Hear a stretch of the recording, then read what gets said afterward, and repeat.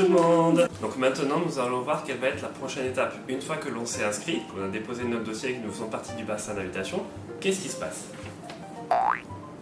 Il faut attendre votre invitation. Alors, on lit beaucoup de choses quand les personnes veulent faire leur demande de PVT. Souvent, la première question c'est combien de temps ça va prendre? Alors, on va répondre tout de suite à cette question parce qu'il n'y a pas de réponse. C'est totalement aléatoire. Vraiment, ne faites pas vos projets de vie en fonction de votre tirage au sort parce qu'il n'y a aucune certitude. Vous pouvez très bien être tiré au sort en 3 jours, ça a été le cas pour nous et c'est génial parce que voilà, on avait vraiment envie. Moi, ça fait depuis le lycée que j'ai envie de partir, donc c'est pas comme si j'étais pas prête, mais on n'était pas prêt à ce que ça arrive aussi vite. Donc là, on est un petit peu dans le speed, mais voilà, on ne s'en plaît pas du tout. Mais sachez que voilà, ça peut totalement bousculer vos projets puisque vous pouvez attendre seulement 3 jours comme vous pouvez attendre 1 an, 2 ans, 3 ans. Il y a des gens qui attendent depuis plusieurs années et je leur envoie tout mon courage et toutes mes ondes positives pour que leur projet aboutisse parce que pour eux cette attente, je pense, doit être infernale. Donc continuez à mener votre vie, continuez à faire des projets. Si votre projet c'est vraiment de partir au Canada, commencez à regarder s'il y a d'autres moyens pour vous de partir parce que il y a quand même plusieurs solutions pour partir au Canada. Il existe d'autres moyens qui sont plus longs, mais voilà, vous pouvez pas savoir. C'est très aléatoire et du coup c'est aussi très injuste. C'est ce qu'on voit souvent, mais c'est le jeu. Vous allez vous inscrire, il faut vous attendre à ce qu'il y ait des personnes qui s'inscrivent 4 mois, 6 mois après vous et qui soient tirées au sort alors que vous n'êtes toujours pas tiré au sort. C'est le jeu, donc il faut vous y attendre et vous y préparer. Les tirages au sort, ils ont lieu en moyenne à peu près toutes les semaines. Et comme on va vous l'expliquer tout à l'heure, quand vous recevez votre invitation, vous avez 10 jours pour y répondre. Parfois il y a des bugs, les mails de l'immigration partent dans nos indésirables, ne partent pas du tout. Donc très important, allez vérifier votre compte sur le compte de l'immigration, sur le site de l'immigration toutes les semaines. Surtout quand on sait à peu près quels sont les jours. Là cette année c'est plutôt les lundis. On peut avoir une surprise que ça arrive un autre jour, mais voilà, du coup systématiquement tous les mardis matin on allait vérifier notre compte pour être sûr de ne pas louper une invitation. Parce que ce serait dommage du coup d'être tiré au sort, d'avoir la chance de faire partie des personnes qui ont été tirées au sort, mais du coup de ne pas avoir l'invitation parce qu'elle a atterri dans vos indésirables ou parce qu'il y a eu un bug et vous n'avez pas reçu de mail et du coup vous loupez cette invitation. Donc pensez toutes les semaines, tous les 7 jours, à aller vérifier sur votre compte si vous avez bien reçu une invitation ou non. Et si vous en avez reçu une, ben voilà, vous avez encore un peu de temps pour pouvoir l'accepter. Alors, une fois que vous êtes tiré au sort, que vous avez eu votre petite lettre, donc ça va être un courrier en fait d'invitation à présenter votre demande de permis temporaire de travail au Canada. Donc à partir du moment où vous avez accepté votre invitation, vous avez 20 jours pour pouvoir déposer tous les documents que le gouvernement canadien va vous demander. Principalement, ces documents vont être votre passeport, une photocopie du coup de votre passeport avec les dates, les délais, tous les différents voyages que vous avez pu faire. Il va y avoir aussi une photo d'identité, ils vont vous demander de scanner une photo d'identité. Il va y avoir un formulaire à remplir concernant votre famille, si vous êtes en couple avec des enfants ou pas. Que votre famille vous accompagne ou que vous partiez seul, vous devez remplir ce formulaire. C'est un formulaire qui est obligatoire même si vous décidez de partir tout seul. On va aussi vous demander un CV. Alors, pas forcément un CV comme vous avez ici en France ou même les modèles de CV québécois-canadiens, c'est pas forcément un CV bien mis en page, mais ce qu'ils vont vous demander, c'est toutes les activités professionnelles et bénévoles que vous pouvez avoir sur les 10 dernières années. En sachant qu'il faut bien préciser auprès de quelle entreprise, association vous avez pu travailler, mais en précisant aussi du coup la ville et en indiquant que c'est en France. Parce que du coup, le gouvernement canadien ne connaît pas toutes les villes françaises. Et les missions aussi qui sont importantes puisque ça va déterminer autre chose dont on parlera après. Mais du coup les missions sont importantes aussi à préciser. Du coup dans le CV, alors c'est plus obligatoire pour les Français, je crois que ça l'a été à une époque. C'est plus obligatoire pour les Français, moi je l'ai fait quand même.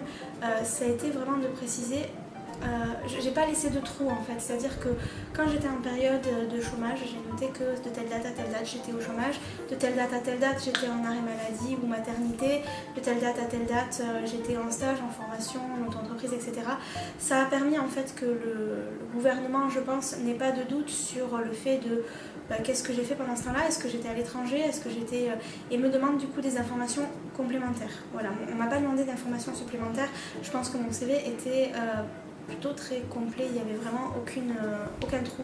Donc c'est quand même mieux, c'est pas obligatoire, mais c'est quand même mieux de le remplir comme ça et du coup d'anticiper parce que c'est quand même très très long selon la carrière que vous avez et tout ce que vous avez fait, c'est quand même assez long de retrouver chaque année toutes les expériences que vous avez eues avec les dates, avec voilà, tout ce qu'il faut noter. Donc même avant de recevoir l'invitation, préparez ce document et ça sera beaucoup plus simple pour vous. Si vous êtes parti à l'étranger pendant plusieurs mois, si vous êtes parti plus de 6 mois même à l'étranger, le gouvernement canadien va vous demander des certificats de police pour être sûr que vous n'avez pas commis d'infraction, qu'il n'y a pas eu de problème dans les pays étrangers. Ils ne vous demanderont pas un extrait de casier judiciaire comme on peut l'avoir en France. Ils ont en communication directe avec le gouvernement français et ce document, ils l'auront, et même plus détaillé que ce qu'on peut l'avoir nous.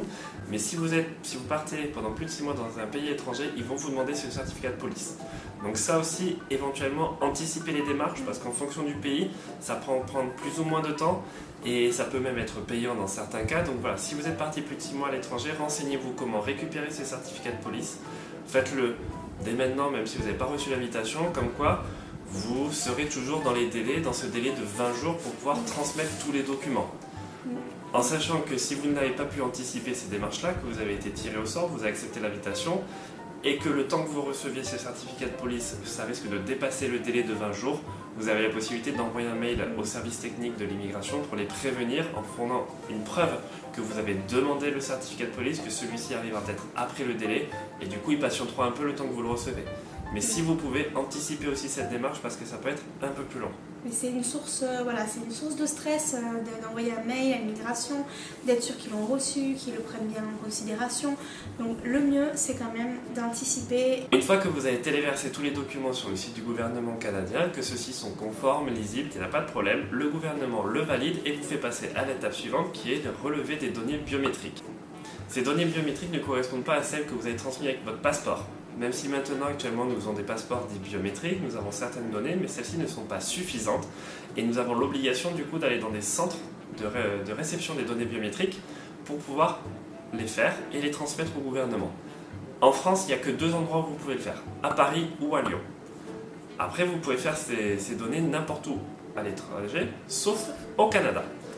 Si vous êtes en visa touriste, si vous êtes déjà sur le territoire canadien en tant que touriste et que vous avez besoin de faire vos données biométriques, vous ne pourrez pas les faire sur le territoire canadien. Vous serez obligé de sortir du territoire pour faire les données biométriques avant d'y rentrer. Mais après, vous pouvez très bien le faire. Donc si vous êtes en France, il y a aussi en Espagne, à Madrid, vous pouvez aller en Russie, en Angleterre, vous pouvez aller du coup au Mexique, n'importe où. Sur le site du gouvernement canadien, vous avez la liste de tous les centres agréés pour récupérer les données biométriques. Et donc là, vous avez un délai de 30 jours pour fournir ces données biométriques. Donc ça vous laisse éventuellement un peu de temps pour prévoir le trajet jusqu'à un centre de données pour récupérer ces données. Une fois que vous avez fait ces données, le jour même, vous n'avez plus rien à faire. C'est le centre de données qui les transmettra directement au gouvernement canadien. Une autre chose qu'on peut vous demander en même temps que les données biométriques, avant, après, mais à peu près dans la même période, c'est d'aller faire une visite médicale. Donc ça va dépendre de ce que vous aurez noté à la fois sur le formulaire et à la fois dans votre CV. Si vous souhaitez travailler avec des enfants, avec des personnes âgées dans le milieu médical, je ne sais pas s'il y a d'autres milieux, mais tout ce qui va concerner la santé, la protection des personnes, etc., on va vous demander de passer une visite médicale. Donc cette visite médicale, elle doit être passée avec des médecins agréés. Donc en France, il y en a plusieurs. Nous, on est dans le sud, le plus proche, c'est Nîmes. Et la visite médicale est à peu près 250 €, il faut compter pour tous les examens. Cette visite médicale, si on ne vous la demande pas parce que vous n'avez pas coché la bonne case, mais que vous avez l'intention de travailler avec des enfants potentiellement dans le milieu médical, ce qui est mon cas en fait, puisque dans mon métier finalement on peut être amené à travailler dans ces milieux-là et je n'avais pas forcément pensé quand j'ai coché la case, on a la possibilité de faire la visite médicale. Il faut l'avoir faite avant de partir, avant le départ, de sorte que sur mon permis il n'y ait pas la restriction pour ce type de métier. Donc si on ne vous la demande pas mais que vous en avez besoin, pas de panique, vous pouvez faire le rendez-vous, prendre le rendez-vous et faire votre visite médicale. Voilà. Autant les données biométriques, vous ne pouvez pas les faire si on ne vous les demande pas, autant la visite médicale, vous pouvez la faire même si on ne vous la demande pas. Une fois que vous avez fait tout ça, que vous avez fait votre visite médicale, qu'on vous a demandé, que vous avez fait vos données biométriques, à partir du moment où vous avez fait vos données biométriques, il y a un délai de 8 semaines pour recevoir votre lettre d'introduction. Alors oui, il y a des personnes qui le reçoivent dans les 2 heures après leur visite, après leurs données biométriques, après les avoir faites. Il y a aussi des personnes qui les reçoivent dans les 8 semaines, 2 mois après. Donc pas de panique, si vous ne recevez pas votre lettre d'introduction tout de suite, vous allez la recevoir de toute façon dans les 8 semaines. Et dans tous les cas, tant que vous n'avez rien reçu, il y a de l'espoir. Parce que si c'est refusé, vous aurez quand même une réponse. Donc ne paniquez pas et juste patientez, soufflez, le départ est proche. Donc dans les 10 semaines qui suivent, dans tous les cas, au maximum de 8 semaines plus tard, vous recevrez un courrier. Soit il y a eu un souci, il manque des documents et ils peuvent éventuellement encore vous demander des documents complémentaires. Soit vous ne rentrez pas dans les conditions et vous pouvez avoir un refus. Ou soit vous recevez enfin votre Graal, le sésame, dans ce qu'on appelle la lettre d'introduction, qui est le document avec lequel vous pourrez rentrer sur le territoire canadien en échange de votre PVT. Une fois que vous avez reçu votre lettre d'introduction, le Graal, le sésame, il ne vous reste plus qu'une seule chose à faire, c'est de préparer votre départ. En effet, vous avez fait le plus dur. Maintenant, voilà, les quelques démarches qu'il va falloir faire une fois que vous avez reçu votre lettre d'introduction, c'est prendre vos billets d'avion, vérifier que vous avez bien les passeports qui sont à jour pour l'ensemble de la famille, parce que là, pour la demande, vous a demandé que votre passeport, mais si vous partez à plusieurs, il faut que vos enfants aient aussi des passeports.